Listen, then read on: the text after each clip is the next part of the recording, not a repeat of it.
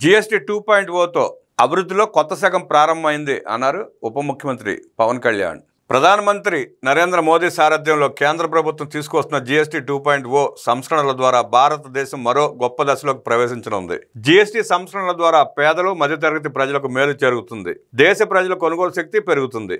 తద్వారా మార్కెట్లో డిమాండ్ పెరిగి కొత్త పరిశ్రమల రాకకు, యువతకు ఉపాధి, ఉద్యోగ అవకాశాలు పెరగడానికి దోహదం చేస్తున్న ఉప ముఖ్యమంత్రి పవన్ కళ్యాణ్ అన్నారు. ఈ సమిష్టి నిర్ణయానికి ముఖ్యమంత్రి చంద్రబాబు నాయుడు నాయకత్వంలోని ఆంధ్రప్రదేశ్ ప్రభుత్వం పూర్తి స్థాయిలో సహకారం అందిస్తుందని స్పష్టం చేశారు. కేంద్ర ప్రభుత్వం ఈ నెల 22 నుంచి అమలు చేయబోతున్న జీఎస్టీ 2.0 సంస్కరణలపై శాసనసభలో జరిగిన చర్చలో పవన్ కళ్యాణ్ మాట్లాడుతూ, ఇది దేశంలోని ప్రతి పౌరునికి ప్రత్యక్షంగానో పరోక్షంగానో లబ్ధి చేకూర్చే నిర్ణయం అన్నారు. జీఎస్టీ పన్నుల విధానంలో చోటు చేసుకున్న అతిపెద్ద సంస్కరణలో రాష్ట్ర ప్రతినిధిగా భాగస్వామ్యం కావడం సంతోషంగా ఉంది. ప్రధాని నరేంద్ర మోదీ 79వ స్వాతంత్ర దినోత్సవం సందర్భంగా ఆగస్టు 15న ఎర్రకోట నుంచి ఈ విషయంలో చేసిన చారిత్రాత్మక ప్రకటన దేశ ప్రగతికి బాటలు వేస్తుంది.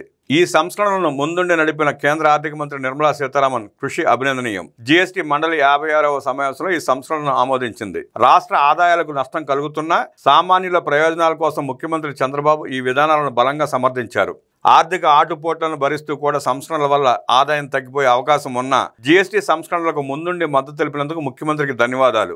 ఈ చారిత్రక సంస్కరణలకు మద్దతు తెలిపిన తొలి రాష్ట్రం కూడా ఆంధ్రప్రదేశ్ కావడం గమనార్హం. జీఎస్టీ పన్నుల విధానాన్ని సులభతరం చేయడం, సాధారణ ప్రజలకు ప్రత్యక్ష లాభాన్ని పెంచి వ్యాపారులపై పన్నుల భారాన్ని తగ్గించి పన్నుల విధానంలో పారదర్శకతకు తీసుకురానుంది. ఈ చారిత్రాత్మక సంస్కరణ పన్నుల విధానాన్ని సులభతరం చేసి వ్యాపార పరిశ్రమల అభివృద్ధికి సహకరిస్తుంది. ప్రజల పొదుపును పెంచడం ద్వారా కొనుగోలు శక్తిని పెంచేందుకు, కొత్త పెట్టుబడులు ఆకర్షించి దేశాన్ని స్థిరమైన వృద్ధి మార్గంలో నిలపడానికి ఇది దోహదపడుతుంది. జీఎస్టీ రేట్ల సరళీకరణ ద్వారా ప్రజలు అత్యధికంగా ఉపయోగించే వస్తువుల, సేవలకు డిమాండ్ పెంచి ఉత్పత్తులను విస్తరించి కొత్త పెట్టుబడులకు ప్రోత్సహిస్తుంది. తద్వారా ఆర్థిక వృద్ధికి దారి తీస్తుంది. ప్రజలకు, ఆర్థిక వ్యవస్థకు చాలా లాభదాయకమైన సంస్కరణగా పవన్ పేర్కొన్నారు. రైతుల కోసం ట్రాక్టర్లు, వ్యవసాయ యంత్ర పరికరాలు, ఇన్పుట్స్ పై పన్నులు తగ్గించడం వల్ల సాగు వ్యయాన్ని తగ్గించి ఉత్పాదకత పెరుగుతుంది. తద్వారా గ్రామీణ ప్రాంత ప్రజల ఆదాయం పెరుగుతుంది. ఆధునిక సాంకేతిక పరికరాల వినియోగాన్ని ప్రోత్సహించడం ద్వారా వ్యవసాయ వృద్ధి బలపడుతుంది. తక్కువ ఆదాయ కుటుంబాల కోసం పాలు, పెరుగు, పన్నీర్ లాంటి నిత్యావసరాలపై పన్ను 5% నుంచి 0% తగ్గించడం ద్వారా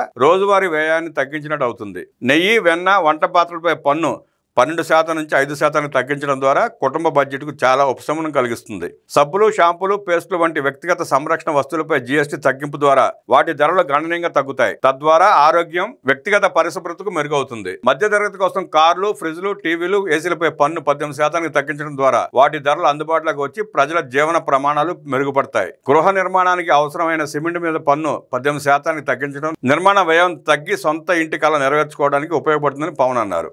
ఆరోగ్య రంగంలో ఔషధాలపై పన్ను 12% నుంచి 5%కి, అత్యవసర మందులపై పన్ను 5% నుంచి 0కి తగ్గించడం ద్వారా రోగులకు కీలక ఉపశమనం కలిగి అందరికీ వైద్య సేవలు అందుబాటులోకి వస్తాయి. తద్వారా ప్రజారోగ్యం మెరుగుపడుతుంది. జీవిత ఆరోగ్య బీమాపై పన్ను 0%కి తగ్గించడం ద్వారా మరిన్ని కుటుంబాలు బీమా పొంది వారి జీవన పరిస్థితులు మెరుగుపడతాయి. ఎంఎస్ఎంఈలకు వ్యాపార ఉత్పత్తులు, మధ్యవర్తిత్వ సేవల పనిపై పన్ను సరళీకరణ ద్వారా ఖర్చులు తగ్గించడంతో పోటీ వాతావరణం పెరుగుతుంది.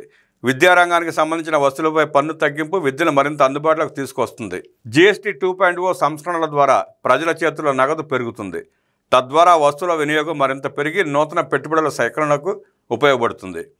వాణిజ్య పరిశ్రమలకు సంబంధించి జీఎస్టీ సంస్కరణల అమలుకు సహకరించిన అన్ని వాణిజ్య సంఘాలు, పారిశ్రామిక సంఘాలకు ఆంధ్రప్రదేశ్ శాసనసభ హృదయపూర్వక కృతజ్ఞతలు తెలియజేస్తుందని పవన్ స్పష్టం చేశారు.